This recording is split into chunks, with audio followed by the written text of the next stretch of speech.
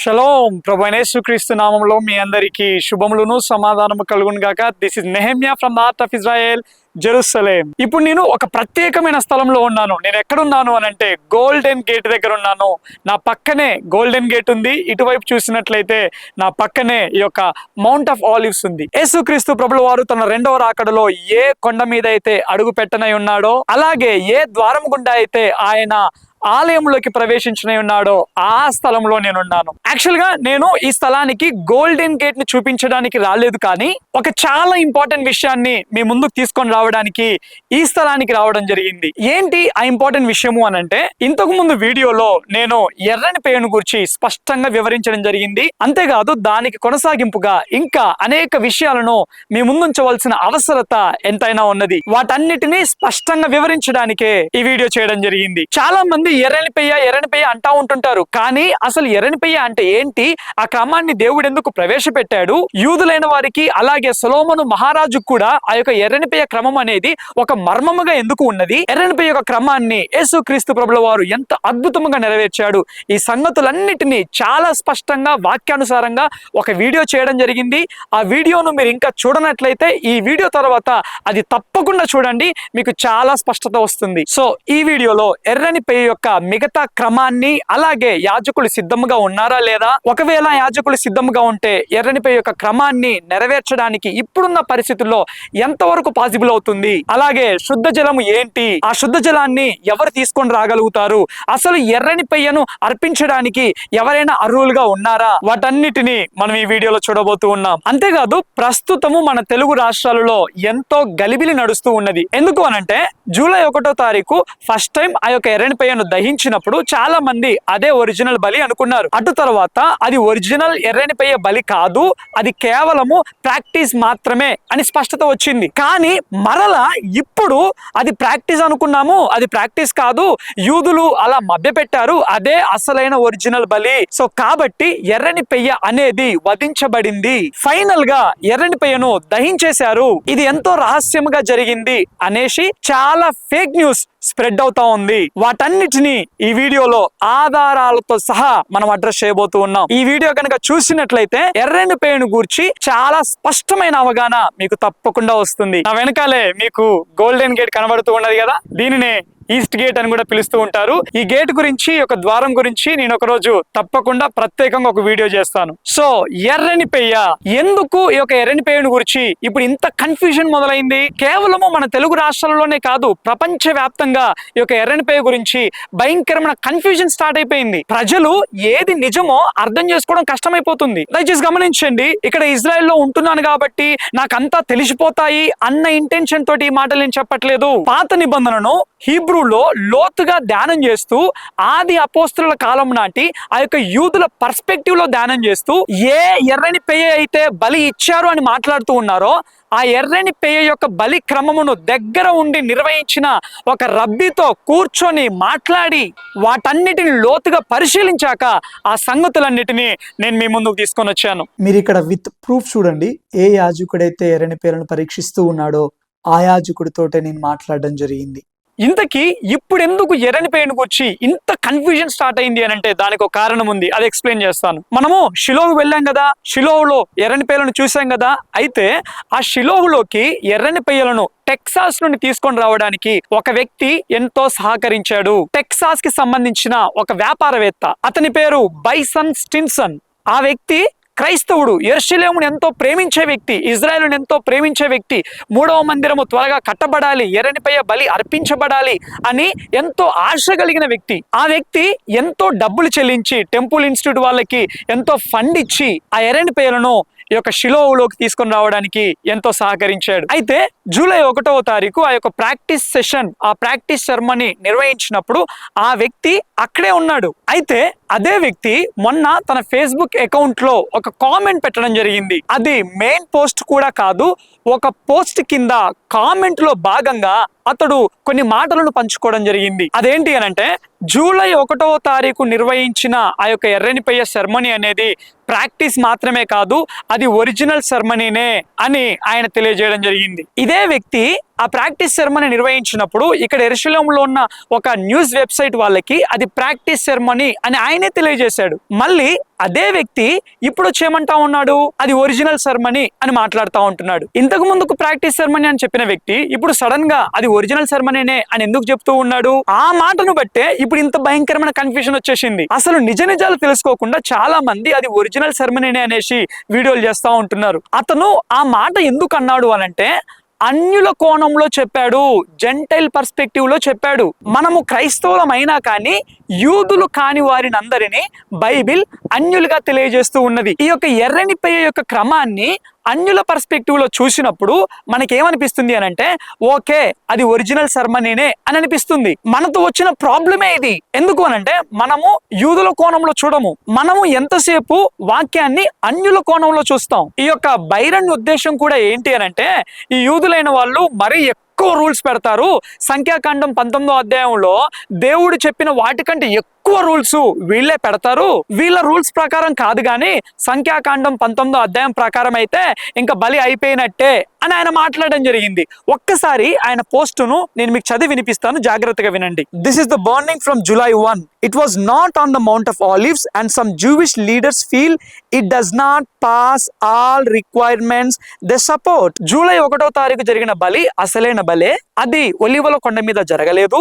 దీనిని చాలా మంది యూదులు అంగీకరించరు, కానీ అది అసలైన బలే అనుకుంటూ చెప్పాడు ఆయన. దయచేసి గమనించండి, క్రైస్తవులమైన నీవు నేను సంఖ్యాకాండం 19వ అధ్యాయాన్ని చదివి మనకేం అర్థమైందో ఆ క్రమాన్ని మనం ఎలా అర్థం చేసుకున్నామో దానిని బేస్ చేసుకొని ఇక్కడ ఎర్రని పెయ్యను వధించరు. బైబిల్ చదివేసి నువ్వేమనుకుంటున్నావు నేనేమనుకుంటున్నాను అన్నదాన్ని బట్టి కాదు, ఇక్కడ యూదులు ఏమనుకుంటున్నారు వాళ్ళకంటూ ఒక క్రమం ఉంది. ఉదాహరణకి సంఖ్యాకాండం 19వ అధ్యాయంలో ఎర్రని పెయ్య ఎలా ఉండాలంట? కలంకము లేనిదిగా ఉండాలి, మచ్చ లేనిదిగా ఉండాలి, డాగు లేనిదిగా ఉండాలి. అయితే ఒక ఎర్రని పెయ్యను కలంకము లేనిదిగా, మచ్చ లేనిదిగా, మడత లేనిదిగా ఎవరు డిసైడ్ చేస్తారు? వాటికి ఉన్న కొలమానాలు ఏంటి? ఏ ప్రమాణాలను బేస్ చేసుకొని ఎస్ ఈ యొక్క ఎర్రని పెయ్య క్వాలిఫై అవుతుంది అని చెప్పగలుగుతారు? ఆ ప్రమాణాలన్నీ వీళ్ళకి ఎక్కడున్నాయి అని అంటే మిష్నా అనే ఓరల్ ట్రెడిషన్ లో ఉన్నాయి. వీళ్లకు మిష్నా అనే ఒక గ్రంథం ఉన్నది, అందులో ఓరల్ ట్రెడిషన్స్ అన్ని లిఖించడం జరిగింది. వీళ్ళు ఏమంటారు అనంటే అవి మోషే కాలము నుండి మాకు కంటిన్యూ అవుతూ ఉన్నాయి అని అంటూ ఉంటారు. ఆ యొక్క ఓరల్ ట్రెడిషన్ ప్రకారము ఈ యొక్క ఎర్రని పెయ్య బలి అనేది ఏ స్థలంలో జరగాలి, ఎవరు అర్పించాలి, ఆ యొక్క ఎర్రని పెయ్య దహింపబడడానికి ఏ ప్రమాణాలను బట్టి అది క్వాలిఫై అవుతుంది, ఆ యొక్క డీటెయిల్స్ అన్ని వాళ్ళకి అందులో లిఖించబడడం జరిగింది. వాటిని బేస్ చేసుకొని బలిస్తారు తప్పితే క్రైస్తవులమైన మనము సంఖ్యాకాండం 19వ అధ్యాయం చదివేసి ఓకేనండి అది నిజమేనండి ఇక బలి అయిపోయింది అని చెప్పగానే ఓకే బలి అయిపోయింది అని చప్పట్లు కొడతారా వాళ్ళు? అంతేకాదు ఆయన పోస్ట్ లో మరొక ఇంపార్టెంట్ పాయింట్ ని పేర్కొనడం జరిగింది. ఒకసారి చదివి వినిపిస్తాను, జాగ్రత్తగా వినండి. So it should be recognised as the first in over 2000 years. Will there be more? Yes. Okay, July 1వ తారీఖు జరిగిన ఆ యొక్క ఎర్రని పెయ్య యొక్క బలి 2000 సంవత్సరాల తర్వాత జరిగిన మొట్టమొదటి ఎర్రని పెయ్య బలి అని ఆయన పేర్కొనడం జరిగింది. అంతేకాదు ఇంకా భవిష్యత్తులో ఎర్రని పెయ్య బలుడు జరిగే అవకాశం ఉన్నదా అని అంటే ఆయన ఏమంటుండు? అవును అని అంటున్నాడు. దయచేసి గమనించండి, మొన్న జరిగిందే అసలైన ఎర్రని పెయ్య బలి అయితే ఇంకా భవిష్యత్తులో జరిగే అవకాశం ఉన్నదని ఆయన ఎందుకు చెప్తాడు? ఆయన యొక్క ఉద్దేశం ఏంటి అని అంటే ఒక అన్యుని కోణంలో చెబుతూ ఉన్నాడు. యూదులైన వారు బైబిల్ చెప్పిన దానికంటే ఎక్కువ రూల్స్ అన్ని పెట్టుకుంటా ఉంటుంటారు. వాటి ప్రకారం కాదు గాని వాక్యం ప్రకారం ఆలోచించినట్లయితే, సంఖ్యాకాండం 19 ప్రకారం ఆలోచించినట్లయితే అదే అసలైన బలి అని చెప్పుకుంటూ వచ్చాడు. అట్ ద సేమ్ టైం యూదులైన వారు చాలా మంది దీనిని అంగీకరించరు అని కూడా ఆయన చెప్పాడు. అది మనం పూర్తిగా చదవకుండా ఇంకా బలి అయిపోయింది అనుకుంటా న్యూస్ స్ప్రెడ్ చేస్తా ఉంటున్నాం. మనం వీటన్నిటిని అర్థం చేసుకోకుండా ఏవో పిచ్చి పిచ్చి లాజిక్లను ఉపయోగిస్తూ అది ఒకవేళ ఒరిజినల్ సెరమనీ కాకపోతే అన్ని వీడియోలు ఎందుకు పెడతారు, ఆ రకంగా ఎందుకు రికార్డ్ చేస్తారు? చూడండి ఒరిజినల్ సెరమనీ సక్సెస్ అయిపోయిందని వాళ్ళు ఆ రకంగా కౌగలించుకుంటున్నారు భార్యాభర్తలు. అంతేకాదు ఒరిజినల్ సెరమనీ కాకపోతే ఆ బూడిద ఎందుకు వాళ్ళు ఎత్తుతారు? అంతేకాదు శత్రువుల కంట పడకుండా ఉండాలనే వాళ్ళు దానిని అంత రహస్యంగా జరిపించారు అని మాట్లాడుతూ ఉంటుంటారు. అసలు ఈ లాజిక్స్ లో అర్థమే లేదు. మొట్టమొదటిగా వాళ్ళు అర్పించవలసిన స్థలము అది కానే కాదు. రెండవది ఏంటి అని అంటే ఎర్రని పెయ్యను వధించేటప్పుడు వాళ్ళు అన్యులను అనుమతించరు, స్త్రీలను అసలే అనుమతించరు. ఈ రకంగా కెమెరాలు పెట్టి రికార్డ్ చేసినంత మాత్రాన అది ఒరిజినల్ సెరమనీ అవ్వదు. ఎందుకు అనంటే ఇక్కడ ఇజ్రాయెల్లో ధర్మశాస్త్ర సంబంధమైన మతపరమైన అయినా ఏ చిన్న కార్యాలను జరిపించినా కూడా అవి రికార్డెడ్ గా భద్రపరుచుతారు. అలా రికార్డ్ చేసినంత మాత్రాన అది ఒరిజినల్ సెరమనీ అవ్వదు. ఎర్రని పెయ్య బలైపోయింది అనేసి వైరల్ అవుతున్న ఫొటోస్ లో ఈ ఫోటోను మనం గమనించినట్లయితే అటువైపు నిలబడిన కొంత పెద్ద వయసు వ్యక్తిని మనం గమనించినట్లయితే ఆయనే బైరన్ స్టిన్సన్. ఆయనే ఎర్రని పెయ్యలను టెక్సాస్ నుండి ఇజ్రాయెల్ తీసుకుని రావడానికి ఎంతో సహకరించాడు. ఆ వ్యక్తి ఎక్కడ నిలబడ్డాడు? మన్న దహించి వేయబడిన ఎర్రని పెయ్య భస్మముల దగ్గర నిలబడ్డాడు. దయచేసి గమనించండి, అసలు ఎర్రని పెయ్య భస్మముల దగ్గరికి అన్యుడిని అనుమతించరు. ఎర్రని పెయ్య భస్మములను అన్యుడు తాకితే అది డిస్క్వాలిఫై అయిపోతుంది. ఆ బూడిద పనికి రాదు.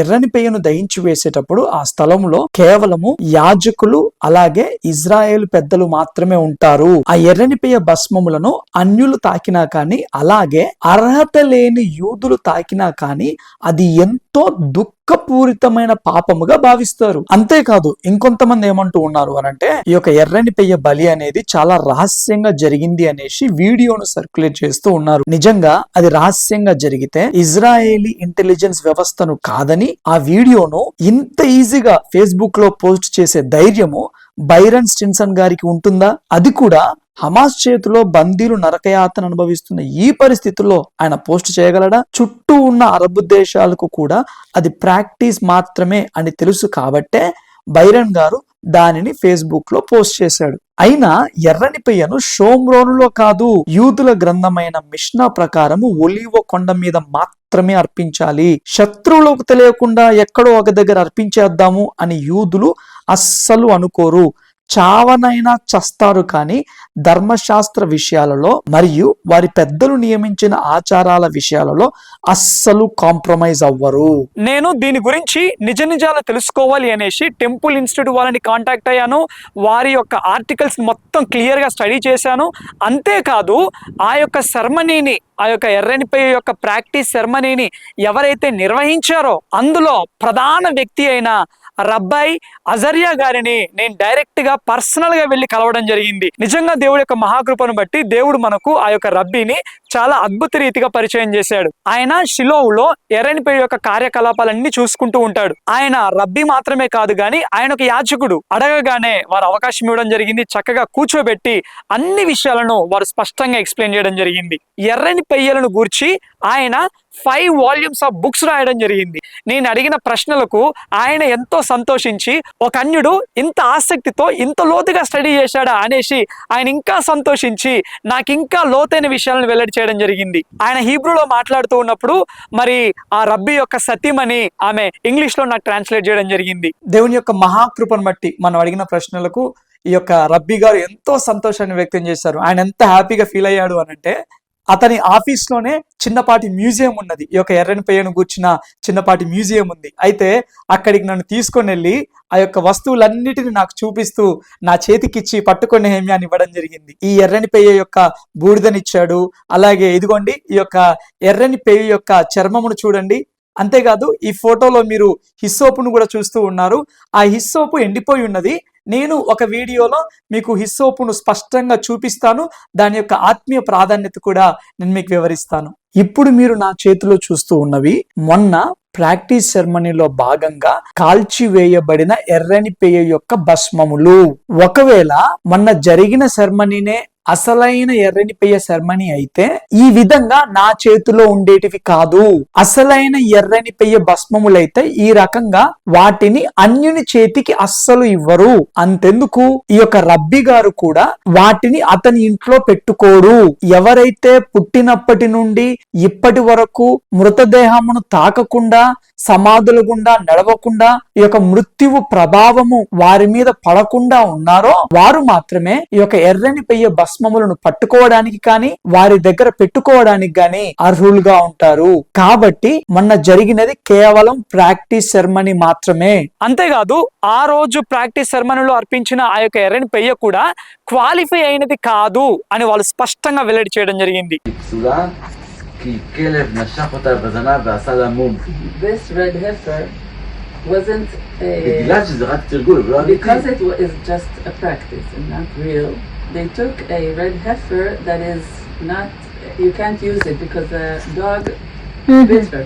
ఇప్పుడు యూదుల యొక్క ఆచారం ప్రకారము, ఆ యొక్క ఓరల్ ట్రెడిషన్ ప్రకారము, మిష్నా గ్రంథంలో పేర్కొనిన ఆ యొక్క క్రమం ప్రకారము ఎర్రని పెయ్యను ఎలా అర్పించేవారు, పాత నిబంధనలో ఎలా అర్పించేవారు, వాటన్నిటిని నేను మీకు స్పష్టంగా ఎక్స్ప్లెయిన్ చేస్తాను. దానితోటి మీకు క్లారిటీ వచ్చేస్తుంది. ఎవరు ఏం చెప్పినా గానీ అది అసలైన సెరమనీనా ప్రాక్టీస్ సెరమనీనా అనేది మీకే అర్థమైపోయింది. దయచేసి గమనించండి. ఇంతకుముందు వీడియోలో అసలు ఎర్రని పెయ్య అనే క్రమాన్ని దేవుడు ఎందుకు ప్రవేశపెట్టాడు అంటే మనం ఏం కారణం చూసాము? ఎవరైనా గానీ మృత్యువు ద్వారా, మరణము ద్వారా అపవిత్రపరచబడినప్పుడు వారు పరిశుద్ధులు అవ్వాలి అనంటే, వారు దేవాలయంలోకి ప్రవేశించాలి అనంటే ఈ యొక్క ఎర్రని పెయ్య బూడిదతో కలిపిన శుద్ధ జలము చేత వారు ప్రోక్షింపబడాలి.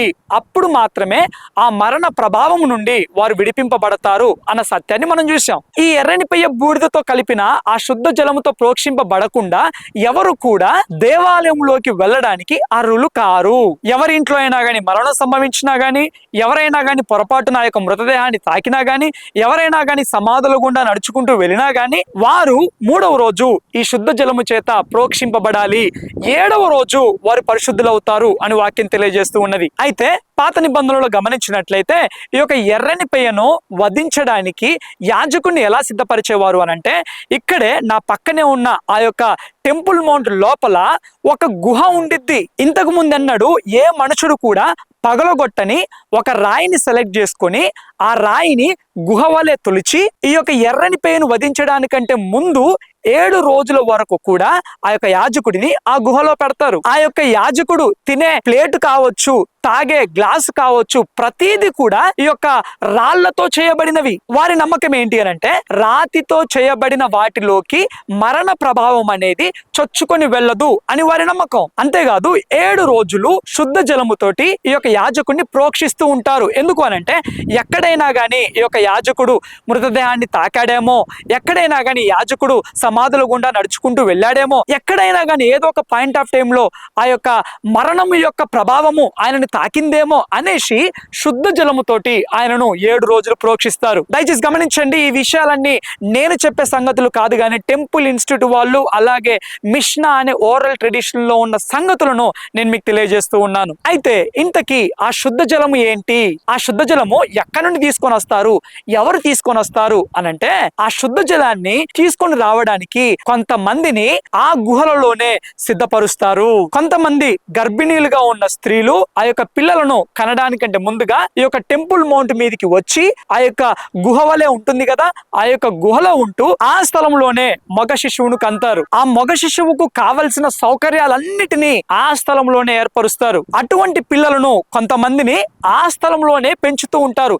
8 సంవత్సరాల వయసు వరకు కూడా వారిని అక్కడే ఉంచుతారు. ఆ రకంగా వారు సమాధులను తాకరు, మృతదేహాలను తాకరు, ఏ రకముగా కూడా మరణం యొక్క ప్రభావము వారి మీద పడకుండా వారిని పెంచుతారు. ఆ రకంగా పెంచబడిన బాలురు శుద్ధ జలము తీసుకొని రావడానికి అర్హులుగా మార్చబడతారు. వారికి 8 ఏండ్లు వచ్చాక ఆవుల మీద ఒక చెక్కను పెట్టి వాటి మీద వారిని కూర్చోబెట్టి శుద్ధ జలం తీసుకొని రావడానికి వారిని ఎక్కడ పంపుతారు అనంటే, సిలోయం కోనేరు దగ్గరికి పంపిస్తారు. ఆ చిన్న పిల్లలను రోడ్డు మీద కూడా నడిపించరు, మార్గంలో నడిపించరు. ఎందుకు అనంటే, వారి పాదాలు ఆ యొక్క రోడ్డుకి తాకితే ఎప్పుడో ఒక పాయింట్ ఆఫ్ టైంలో దాని కింద సమాధి ఉండే అవకాశం ఉంటది కాబట్టి, మరలా వారు అపవిత్రపరచబడతారు కాబట్టి, వాళ్ళు నీళ్లు తీసుకొని రావడానికి క్వాలిఫై అవ్వరు కాబట్టి, ఈ రకంగా ఈ యొక్క ఎడ్లను సిద్ధపరిచి వాటి మీద చెక్కను చేర్చి వాటి మీద పిల్లలను కూర్చోబెట్టి ఆ యొక్క సిలోయం కోనేరు దగ్గర తీసుకొని వెళ్ళి వాళ్ళ చేత నీళ్లను తీసుకొని వస్తారు.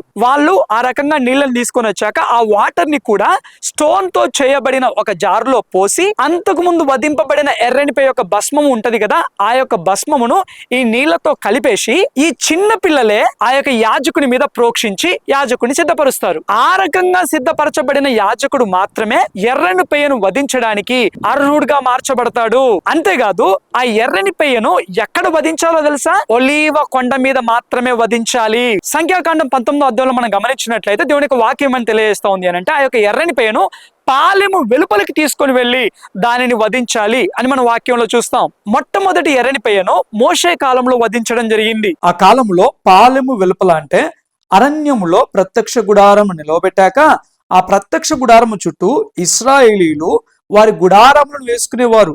సో పాలెము వెలుపల అనగా వారు ఆ రకంగా గుడారం వేసుకున్న ఆ క్యాంప్ ఉంది కదా, ఆ క్యాంపు వెలుపల అని అర్థం. అంతేకాదు యాజకుడు ఎర్రని పెయ్యను వధించాక ఎర్రని పెయ్య రక్తమును ప్రత్యక్షపు గుడారం ఎదుట ఆ రక్తాన్ని 7 మార్లు ప్రోక్షించాలి అని మనం సంఖ్యాకాండం 19వ అధ్యాయం 4వ వచనంలో చూస్తాం. దీని అర్థం ఏంటి అనంటే ప్రత్యక్ష గుడారము దగ్గరికి రాకుండా పాలెము వెలుపలనే నిలబడి ప్రత్యక్ష గుడారపు ద్వారాన్ని చూస్తూ 7 మార్లు రక్తాన్ని ప్రోక్షించాలి అని అర్థం.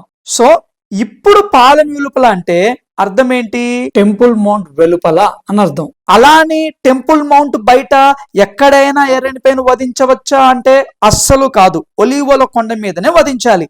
ఎందుకు అనంటే ఒలీవల కొండ మీద నుండి మాత్రమే దేవాలయ ద్వారము కనబడుతుంది. ఆ దేవాలయ ద్వారాన్ని చూస్తూ 7 మారులు రక్తాన్ని ప్రోక్షించడానికి వీలుగా ఉంటుంది. యూదుల యొక్క మిష్నా అనే గ్రంథం ప్రకారము ఇంకా ఎక్కడ వధించినా గాని అది చెల్లదు. మరి ఇప్పుడు మందిరం లేదు కదా అని మనకు డౌట్ రావచ్చు. మందిరము లేకున్నా కానీ మందిర ప్రాంగణం ఉంది కదా అనేది యూదుల వాదన. అంతేకాదు ఈ ఎర్రని పెయ్య రక్తాన్ని 7 మారులు ఎందుకు ప్రోక్షించాలి? ఇజ్రాయేలీలు 3వ రోజు ఎందుకు శుద్ధీకరింపబడాలి? 7వ రోజు మాత్రమే వారు ఎందుకు పవిత్రులుగా తీర్చిదిద్దబడతారు? ఇవన్నీ వీడియోలో నేను చాలా స్పష్టంగా ఎక్స్ప్లెయిన్ చేయడం జరిగింది. ఈ వీడియో తర్వాత ప్రతి ఒక్కరు తప్పకుండా ఆ వీడియో కూడా చూడండి, మీకు క్లారిటీ వస్తుంది. That you ask if it's possible to do the right thing. So he said it is possible. Like, is it only on Mount of Olives? Like another thing. נכון. Okay. Only on Mount of Olives?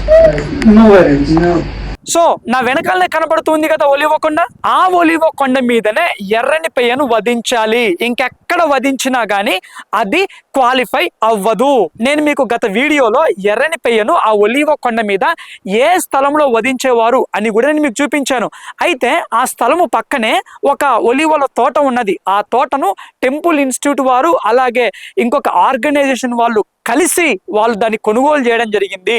ఎందుకు అనంటే ఇంతకు ముందు పాత నిబంధనలో ఒలీవ కొండ మీద ఏ స్థలములో అయితే ఈ ఎర్రని పెయ్యను వధించేవారో ఆ స్థలంలో ఇప్పుడు ఒక క్యాథలిక్ చర్చ్ ఉంది. ఇప్పుడు ఆ స్థలములో ఎర్రని పెయ్యను వధించడానికి వీలు పడదు. కాబట్టి వీళ్ళు ఏం చేసినారంటే దానికి ఆనుకొని ఉన్న పక్కనే ఉన్న ఈ యొక్క ఒలివ తోటను కొనుగోలు చేయడం జరిగింది. ఎందుకు అనంటే భవిష్యత్తులో ఆ స్థలములో ఎర్రని పెయ్యను వధించడానికి. అయితే 7 రోజులు యాజకుడు ఈ యొక్క టెంపుల్ మౌంట్ లో తొలిపించిన ఆ యొక్క రాళ్లతో చేయబడిన గుహ ఉన్నది కదా, అందులో 7 రోజులు ఆయన సిద్ధపరచబడ్డాక ఆ యాజకుడు ఏం చేశాడు అనంటే ఇదిగో ఈ యొక్క ఈస్ట్ గేట్ గుండా ఈ యొక్క గోల్డెన్ గేట్ గుండా ఆయన బయటకు వచ్చేసి ఒలీవ కొండ దగ్గరికి వెళ్ళేవాడు. అయితే ఇక్కడ గమనించాల్సింది ఏంటి అనంటే ఆ కాలంలో ఈ యొక్క టెంపుల్ మౌంట్ ని అలాగే ఒలీవ కొండను కనెక్ట్ చేసే ఒక బ్రిడ్జ్ ఉండేది.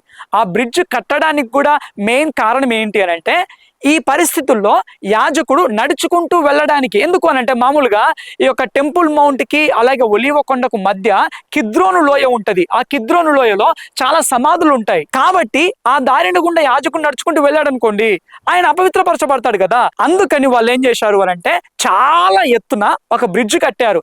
మధ్యలో చాలా హాలో స్పేస్ ఉండేది. కాబట్టి ఆ మరణ ప్రభావము ఈ యాజకుడిని తాకేది కాదు. ఆ రకంగా యాజకుడు ఆ బ్రిడ్జ్ మీద నడుచుకుంటూ వెళ్ళి ఆ యొక్క ఎర్రని పెయ్యను వధించేవాడు. వధించేటప్పుడు కూడా యాజక వస్త్రాలు ఉండాలి. అంతేకాదు వధించాక ఆ భస్మమును కలెక్ట్ చేసే వాళ్ళు కూడా ఈ యాజకుని లాగా సిద్ధపరచబడిన వారై ఉండాలి. పవిత్రులే ఆ భస్మమును కలెక్ట్ చేయాలి. వారు కూడా ఆ ప్రత్యేకమైన యాజక వస్త్రాలు ధరించాలి. ఇంత క్రమం ఉన్నది. మనము క్రైస్తవులమైన వారము మనము ఊహించుచున్నట్టుగా మనం భావిస్తున్నట్టుగా దానిని వధించరు. చాలా చాలా మైన్యూట్ జాగ్రత్తలు కూడా వాళ్ళు తీసుకుంటారు. యాక్చువల్ గా షబ్బాతును పాటించే విషయంలోనే వాళ్ళు చాలా చాలా జాగ్రత్తలు తీసుకుంటారండి. నేను ఒక యాజకుని ఇంట్లో వర్క్ చేశాను. లేవి గోత్రము అహరోను వంశంలో పుట్టిన యాజకుని ఇంట్లో వర్క్ చేశాను నేను. వాళ్ళు కోషర్ విషయంలోనే ఎంత జాగ్రత్త తీసుకుంటారో తెలుసా? మాంసము పాలు కలిసి వండరు. అవి ఎక్కడ కలుస్తాయో అనేసి మాంసానికి సపరేట్ ఓవెన్ ఉంటది, పాలకు సపరేట్ ఓవెన్ ఉంటది. మాంసం వంటకాలకు సపరేట్ స్టవ్ ఉంటది, ఈ యొక్క పాలతో చేయబడిన వంటకాలకు సపరేట్ స్టవ్ ఉంటది. అంతేకాదు సపరేట్ సింకులు కూడా ఉంటాయి. వాళ్ళు పాలు తాగాక మరలా మాంసం తినవలసి వస్తే మినిమము 4-5 గంటలు టైం తీసుకుంటారు. అంతేకాదు షబ్బాత్ రోజు వీళ్ళు రొట్టె ద్రాక్షరసం తీసుకుంటారు. మనం ఏ రకంగా అయితే బల్లాలో పాల్గొంటామో వీళ్ళు కూడా రొట్టె ద్రాక్షరసం తీసుకుంటారు. నేను వాళ్ళ ఇంట్లో ఉన్నప్పుడు నాకు వాళ్ళు ఒక్కటే కండిషన్ చెప్పారు, నెహెమ్యా కోషర్ విషయంలో చాలా జాగ్రత్తగా ఉండు, రెండింటిని మిక్స్ చేయమాకు, అంతేకాదు ఎట్టి పరిస్థితుల్లో కూడా ఇదిగో ఈ వైన్ బాటిల్స్ ఉన్నాయి కదా వాటిని ముట్టుకోకు, ఎందుకు అని అంటే షబ్బాతు రోజు మేము వాటిని ఉపయోగిస్తాము అని వారు చెప్పడం జరిగింది. ఒకవేళ మన వంటి అన్యులు ముట్టుకున్నారనుకోండి ఇంకా దాన్ని పక్కన పెట్టేస్తారు. కొన్ని సందర్భాల్లో మన వంటి తెలుగు వాళ్ళు బయట నుండి మాంసం కొనుక్కొని ఆ యొక్క కోషర్ ఫ్రిడ్జ్ లో పెట్టినందుకు వారిని ఆ పని నుండి మాన్పించడం జరిగింది. ఆ విషయంలో వాళ్ళు అంత స్ట్రిక్ట్ గా ఉంటారు, అంత ఖచ్చితంగా ఉంటారు. అలా అనేసి మనల్ని ఏదో తక్కువగా చూడడము, అంటరాని వారిగా చూడడము అనేది అస్సలు కాదు. వాళ్ళు ఎంతో ప్రేమగా చూస్తారు, కుటుంబంలో సొంత మనిషిలా చూస్తారు. నేను ఇంతకు ముందు ఎవరి దగ్గర అయితే వర్క్ కంప్లీట్ చేశానో వాళ్ళు నాకు ఇప్పటికీ మెయిల్స్ పంపిస్తూ ఉంటారు, ఎలా ఉన్నావు నెహెమ్యా అనేసి. వాళ్ళు యాజకుల కుటుంబం అయినా కానీ, ఆరోను వంశీయులైనా కానీ సినగాగులో సమాజ మందిరంలో అందరి ముందు గట్టిగా నాకు చేసుకుంటారు, కుటుంబంలో సొంత వ్యక్తిగా చూస్తారు. కాకపోతే ఈ యొక్క మతపరమైన అంశాల దగ్గరకు వచ్చే వరకు, ఈ యొక్క కోషర్ విషయాల దగ్గరకు వచ్చే వరకు వాళ్ళు అస్సలు కాంప్రమైజ్ అవ్వరు, చాలా ఖచ్చితంగా ఉంటారు. అయితే ఈ చిన్న చిన్న వాటిలోనే వాళ్ళు అంత ఖచ్చితంగా ఉంటే ఇజ్రాయేల్ సమాజాన్ని మొత్తము పవిత్రపరిచే ఎర్రనిపోయే విషయంలో వాళ్ళు ఇంకెంత ఖచ్చితంగా ఉంటారండి.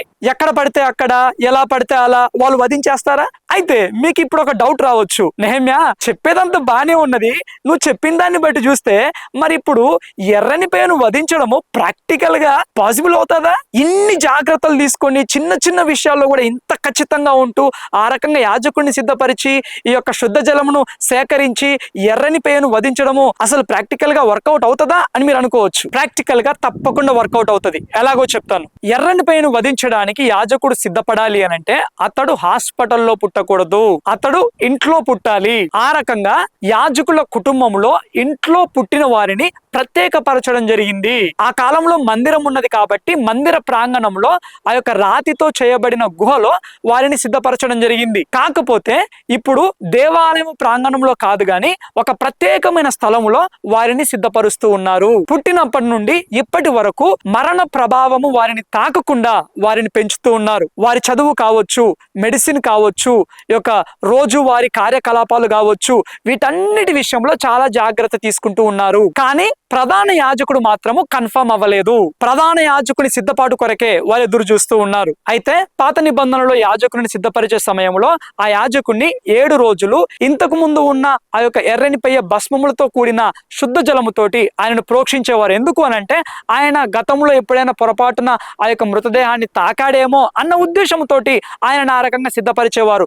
కానీ వీరిని ఆ రకంగా సిద్ధపరచవలసిన అవసరము లేదు.